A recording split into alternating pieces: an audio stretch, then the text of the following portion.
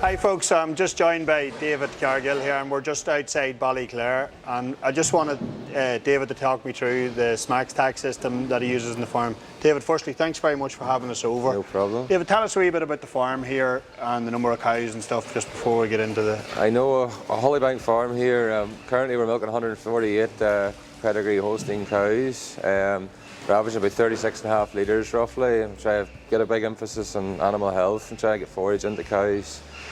Stuff like that there. We decided to go down the route of the smaXtec boluses. Our previous heat detection system just wasn't performing maybe the way we'd have liked it to. Obviously trying to get cows and calves is a big expense. You're working out $350 a day, possibly more today. Just everything getting more expensive. When we contacted Aisling about it and stuff, it wasn't just the heat detection side of things was a big benefit. It also monitors the temperature inside the rumen and also rumination, so you can see animal health that way. Obviously temperature is a big thing when it comes to animal health, infections, and also like some milk fever and stuff pre-calving. It's been quite a big success with that, monitoring this and getting on top of issues before they really take hold. Then the rumination obviously then allows you to monitor your diet changes, and also if an animal starts to get really sick, our intakes will drop and stuff like that, and their performance will drop off as well. So see on the heat detection, you AI everything here, don't you? Yeah, so everything's AI'd for the first 3 times. After that we'll go on to just an Aberdeen Angus straw. We don't let the Holstein cows in with the bull at all, we do all that AI. The heifers in the summertime, they're let out with a stock Angus bull. Then in the winter time we try to AI some of them as well, just to get a replacements from our heifers as well. So. And the alert that you get, when do you serve the cow after that? How accurate is the... So obviously one thing we liked about the smaXtec was it brings up also on the computer and on our phone. There's an insemination window which is proven from the scans and the PDing afterwards that it is pretty on target. It gives you a window when to recommended insemination, which is about 8 hours long. Yeah. We aren't too fussy going into the start or end of that window. It gives us the flexibility because obviously a cow, there's an 18-hour window there basically to go in and serve that cow. But what it's highlighting is basically when the best sort of 6 to 8 hour window is within that period. Brilliant stuff. So it's proven to be very successful that way, so it is. And then jump forward then to the calving stage. Yeah. You get your alert.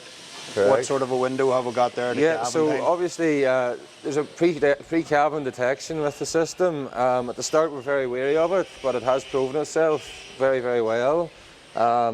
Obviously when a cow's coming up to calving, the temperature will drop by about 1/2 to 3/4 of a degree. The temperature monitoring is obviously on a cow-by-cow basis, so every cow will have a slightly different average temperature. And I think that's what's very bespoke about it, is every animal has their own natural temperature, so it's that animal's natural temperature is dropping by 1/2 degree to detect that. We obviously then at that stage make sure the cow is in the straw pen. A benefit of that is we can keep the cows out of the straw pens for longer until either you see bones dropping, a major udder forming or something like that. We can keep them out until we get a calving alert, and then we put them into the straw pen. On the side of that as well, 12 hours after we receive a calving alert, if there's no real signs of that cow coming up to calving, that could be a sign of milk fever coming in. So we're then able to act on that with calcium bolus to try and get that cow into good form before she calves.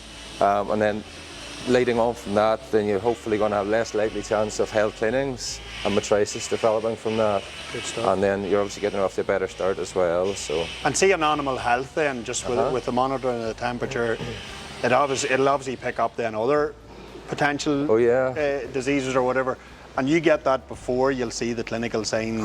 Quite a long time before you will see clinical signs. So again, from a temperature drop point of view, if there's a temperature drop, it's obviously significant that something is failing within the cow and you need to give her urgent attention. If there's a temperature rise, it is some sort of infection going on there or severe heat stress.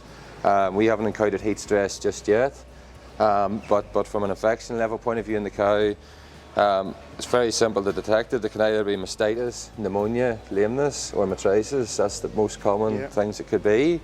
Our protocol sort of in the farm is the next milking, we do a California milk test on the udder, so that's indicating basically a high cell count coming, so that's an early indication of mastitis.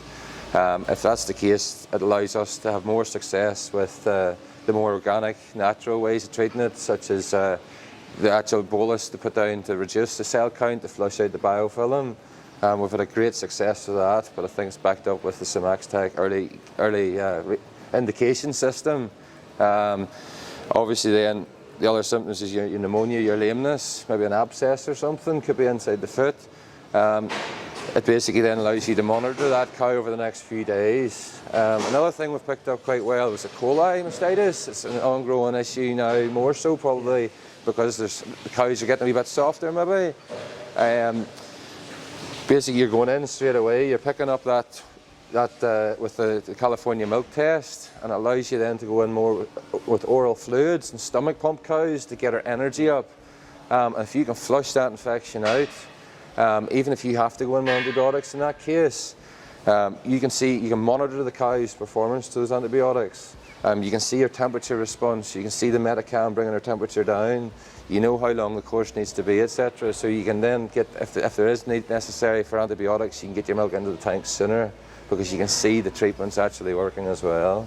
Powerful stuff. And so, like, in general then, just the smaXtec is keeping an eye on your animals for you. That's so correct. what, on the bottom line then, it leaves you with less antibiotic use, you've less bedding in your cow, on your calving pens, and you're less chance of calves being born on slats. That's correct. And whatever else. That's so it's saving you money. Well, I think the big thing today is it's a proactive approach. It's trying to get in there before there's an issue.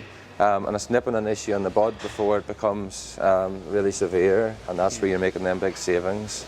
So the one thing you always say is about the efficiency, it's improving farm efficiency the whole way through, like it's keeping your animal health. Brilliant stuff, and we'll look forward to keeping an eye on it over the next couple of years. So thanks very much for watching, folks. Well, thank you very much.